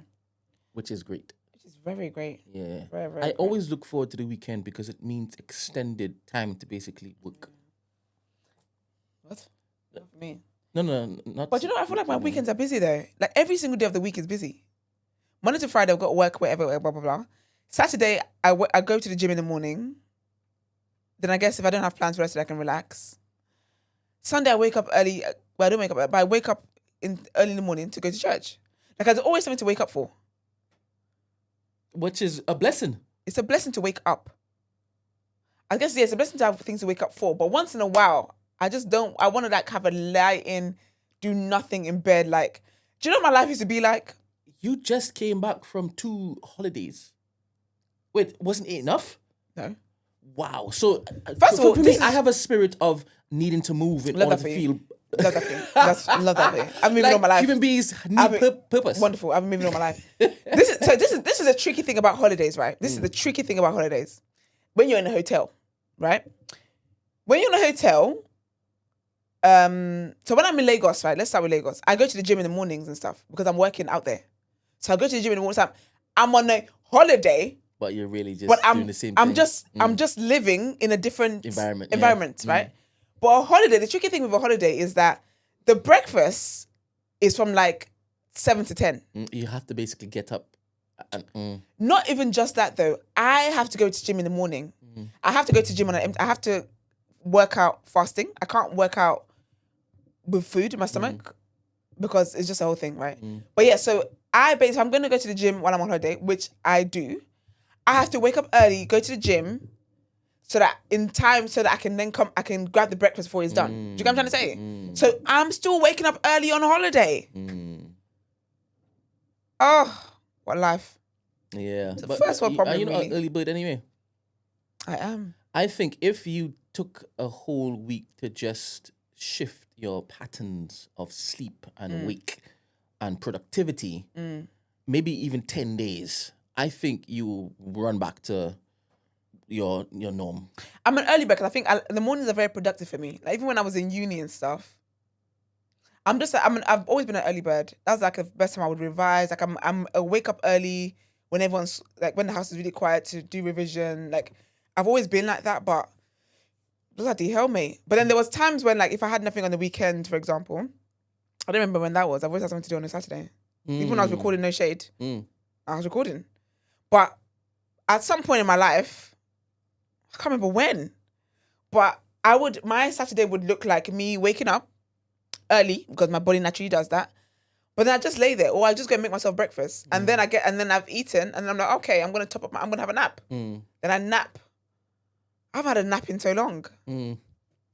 Anyway, what a life. Napping nappa. Love a nap. All anyway, right. also it was Juneteenth today. Oh, serious? So yeah, it is Um, June 19th.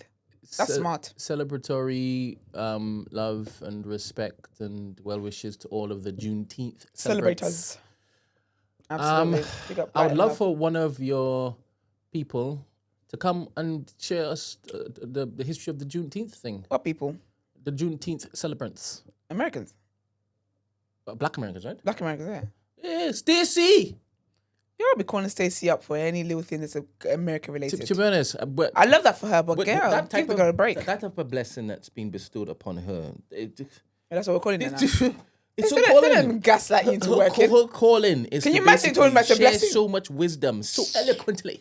No You wonder understand? you're telling me my holidays weren't enough for me. No wonder. I'm telling you, I wake up with the purpose, you wake up with the purpose, she wakes up to talk. As opposed to what we This come is a and do blessing. here. This is which a blessing that's We been wake up to come and think. This is a blessing that's been bestowed upon her. Not everybody are good communicators. 120%. So once it is that you identify who those are, you empower them. I'm empowering Stacey. I'm an empower. An empower. Do you know what? End the show, man. Thank you guys for tuning in. We appreciate it.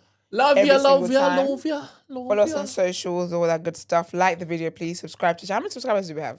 We have 6.1. Shout out to all the people. Shout out to everyone that subscribed, 100%. that watches and subscribes. 100%. We're going to go through a rebranding very soon, a whole are. rebranding, and we're going to be changing a lot of our things. Yes. A lot of our things, and I've gotten personally help from a couple. Well, one in particular. Shout out you. You know who you are, right? And soon you're gonna see the outpouring of that particular help that person has provided. But we are definitely going to be rebranding, and it's gonna come along with a lot of other announcements. But soon. Announcement. Brent, can we add a Love Island segment? Yes, if anybody loves Love Island and they want to basically tap in and give us a breakdown, I am going to give a whole 10-15 minutes to you set aside where we can chill and we can hear your lovely voice. So Stacey, if you want to be our Love Island correspondent, please let me know and I can Yes. slip it in one part of the show. Please, if you want to do it. Please. So Stacey, let me know if that's you. Did Stacey suggest it? Yes. Okay. I thought you were just calling out Stacey again. no, I was no, thinking, no, no, gosh, justice for Stacey. No, not at all, not at all. All So right. Please let me know if it is that you're down. And anybody else who also watches Love Island who wants to Say join part. Stacey on stage whilst it is that she is breaking it down, please. Let us know. Fernand doesn't want the Love Island chat. Well, I'll put a trigger warning up. And I'll say for the next 15 minutes, tune out, come back in 15 minutes, and we will resume our programming. All right, Stacey will be corresponding Love Island on Twitch. Well, whatever. I mean, I think I have a Twitch account, and I could patch the Twitch in to this stream. Ain't no problem. That ain't no problem. Ain't no problem. Okay. Join me in Discord. All right, cool. Bye. Bye. I need to change this end card.